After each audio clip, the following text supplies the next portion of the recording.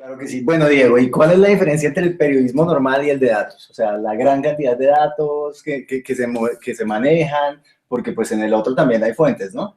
Sí, las fuentes existen, lo que pasa es que ahora son fuentes nuevas, digamos así. Ujú.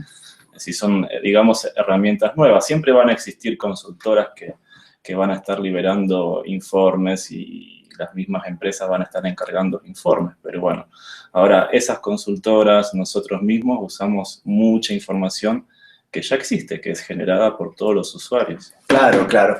Bueno, una de las cosas que yo veía en un evento la semana pasada que organizaron instituciones gubernamentales muy grandes tenía que ver no solo con la cantidad de datos que recopilaban, sino también con la forma como los contaban, ¿sí? Ujú. El periodismo normal generalmente tiene una tendencia a terminar en un artículo, ¿sí? En cambio, el periodismo de datos, pues dada la gran masa de información que maneja, que puede estar estructurada o no estructurada, o sea, para la gente que no está muy versada en el tema, la data estructurada es cuando está muy bien ordenada, son fuentes legibles y demás. La no estructurada es como, por ejemplo, cuando yo tengo que ir a buscar la fuente y la fuente es privada, entonces a mí me la dan en PDF cerrados, inclusive puede estar en encuestas de papel y demás, y yo tengo que estructurarla para poderla manejar. Una vez yo hago todo ese proceso, la idea del periodismo de datos es que se pueda generar, por ejemplo, una visualización, una infografía en donde la persona va y mira lo que está saliendo y a partir de eso yo puedo ordenar los datos de acuerdo a cómo van variando las bases de datos. Sí. Entonces no necesariamente tengo que terminar en un artículo, puedo terminar en una visualización, en todo un reporte, algo interactivo o inclusive una aplicación.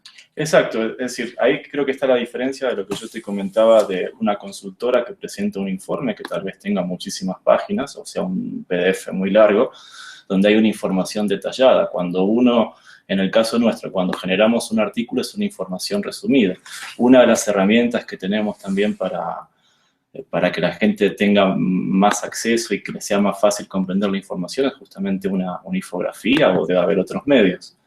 Este, ¿Para qué sirve globalmente? Pues ya hemos hablado de algunos usos, pero puntualmente ustedes lo han usado en su vida personal, les ha servido para algo. Sabemos que a nivel humanitario tiene un uso grandísimo, pero me gustaría oír casos de ustedes. ¿Tienen alguno en la cabeza o han averiguado sobre algo en especial relacionado con el periodismo de datos? Porque veo que en Colombia muy pocos lo están usando.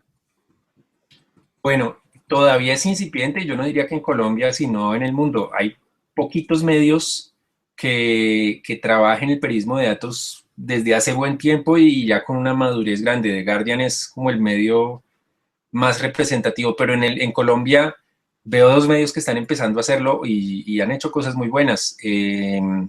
La Silla Vacía y El Tiempo.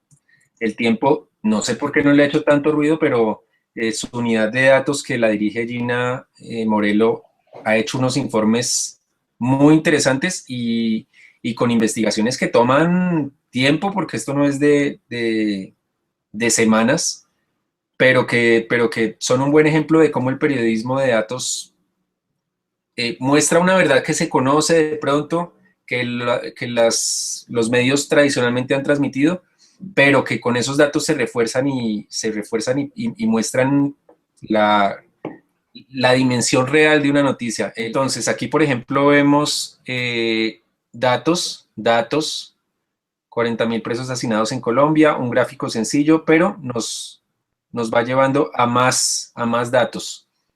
117.000 presos, 108.000, por ejemplo, este datico que de pronto uno lo sospechaba, pero al verlo aquí en un gráfico, pues uno dice, wow, 108.000 hombres en las cárceles, solo 8.000 mujeres. ¿Qué quieren hacer? Y bueno, ahí lo dejo como recomendado. Buenísimo, buenísimo. La silla vacía también tiene uno interesante, ¿no? Sí, Ok. la silla vacía ha hecho muchas cosas, algunas menos ambiciosas, otras también fuertes, pero creo que es el pionero en Colombia, la silla vacía.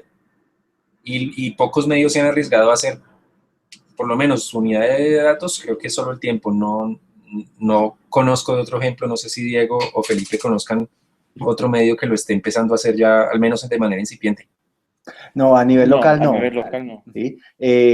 La gran idea del evento era mapear la pobreza, ¿sí? Y tener fuentes diversas, que no fuera solo el gobierno diciendo, oiga, mire, estos son mis indicadores, sino que la gente pudiera usar su smartphone o inclusive su teléfono flecha, porque abrieron la posibilidad total a que por medio de mensajes de texto o sistemas de SMS. audio respuesta ayudaran a mapear. O sea, decían que para las catástrofes eso era lo que realmente ayudaba, porque la mayoría de redes de datos se caían y pues los SMS era la herramienta de Lo que quedaba funcionando. totalmente. Entonces, Mm. en catástrofes como la de Nepal, vemos que también grandes como Google y Facebook Google y Facebook. están poniendo su granito de arena. Entonces ya no es el gobierno diciendo, oiga, mire, las cosas que han pasado después de esta catástrofe se ven así, porque pues dicen que muchas veces los gobiernos suelen maquillar las cifras. O sea, decían en el evento que si se pudiera mapear la pobreza real y la realidad reflejara las cifras, pues las ayudas llegarían a donde deben llegar y no se A donde quedarían debe en ser. el intermediario. Exactamente. Todavía los medios tradicionales no lo entienden. Algunos medios empiezan a ver que es importante trabajar con los datos, pero piensan que es muy costoso.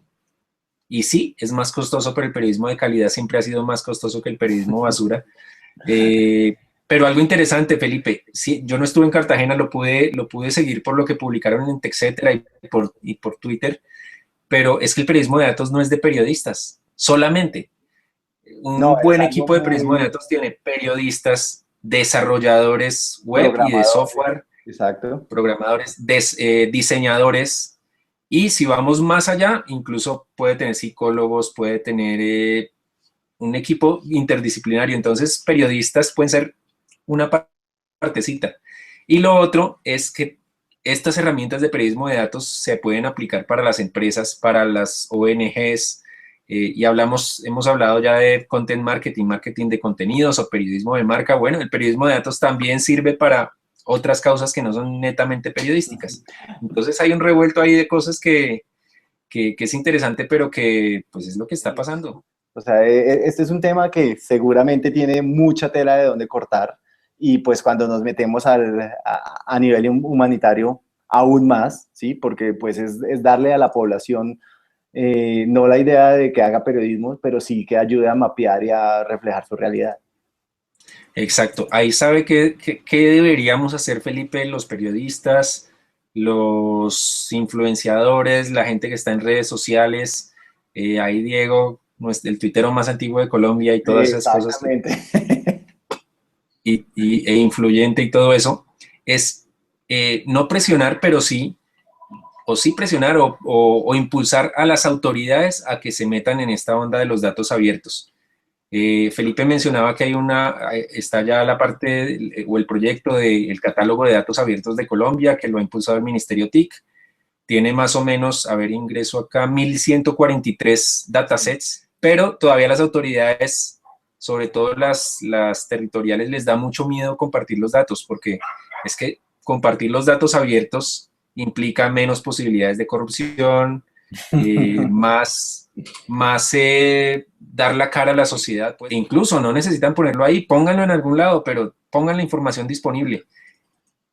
Hay falta todavía de educar mucho. Hay normas, lo hablaba con esta persona, hay normas que impulsan esto, pero sin dientes. Es decir, si el gobernador de, no sé, Casanare no quiere dar sus datos, pues todavía no se va a la cárcel o todavía no tiene una investigación.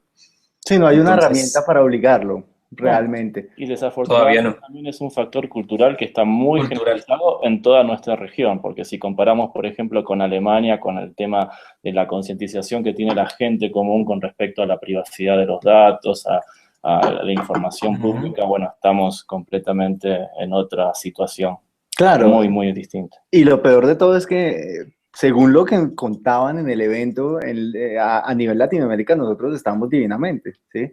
O sea, si nos comparamos con nuestro vecino Venezuela, pues básicamente acá la diferencia es del cielo a la tierra. Y bueno, hay algo que realmente hay que aclarar, y según los estudios que he hecho, también para los legisladores es muy complicado saber hasta dónde esto los afecta y también entender algo como el Big Data, que todo el mundo habla de Big Data, pero casi nadie lo entiende. De hecho, no hay una definición universal del tema y hasta el mismo Microsoft en su presentación abiertamente lo dijo.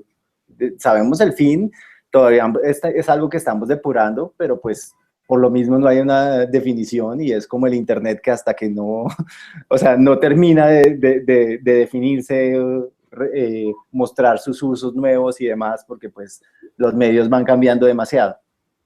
Entonces, sí, yo no culpo a los legisladores de acá, creo que podemos ayudarles, pero pues es un esfuerzo común. O sea, hasta en el mismo Wall Street, para ellos ha sido un poco difícil tasar cuánto vale una empresa de tecnología sin caer en una burbuja. No me imagino acá que lo que hacemos es replicamos, no creamos tecnologías ni tendencias, aunque pues de vez en cuando se ve cada cierto tiempo un gran hit, pero no es la generalidad. Sí, ahí, por eso hablo más más que de presión o de poner en el paredón a alguna autoridad, es motivación. Si tienen cuenta de Twitter, oigan, Dian, pongan los datos que pueden ser públicos. Obviamente hay datos de seguridad nacional, hay datos confidenciales que no se puede, pero pongan los datos que están al público, pónganlos realmente públicos. Ahí de pronto, claro, eso es, a menos que haya una ley que tenga dientes y que obligue realmente, pues es algo que es muy lento, pero algo tenemos que hacer y pues esa puede ser una de las acciones que desde nuestro lado podemos hacer. Otra es visibilizar casos exitosos. Claro que sí. Creo que ahí se hace cada vez más evidente el poder del pequeño hermano, ¿no? O sea, si nos unimos, realmente reportamos, las redes sociales tienen un poder increíble, ¿sí?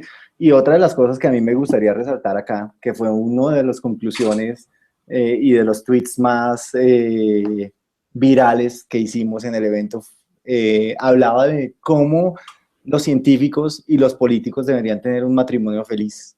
O sea, en lugar de empezar a tomar decisiones sin basarse en algún motivo alguno, los políticos deberían realmente asesorarse por científicos que analicen los datos y que ayuden a hacer que básicamente las decisiones beneficien a la gran mayoría y no a las minorías. Entonces, bueno, ahí entró en debate parte de este tema de que cualquiera publicaba cualquier cosa y en las redes sociales y la gente les creía, entonces como que había que, surgió la necesidad de verificar y a quién le creíamos, quién estaba publicando, si en verdad la persona que estaba dando la información era autoridad en la materia.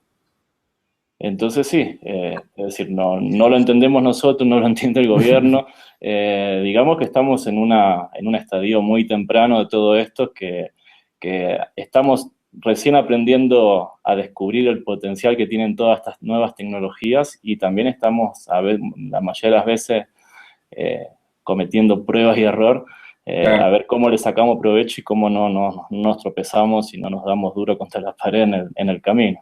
Claro.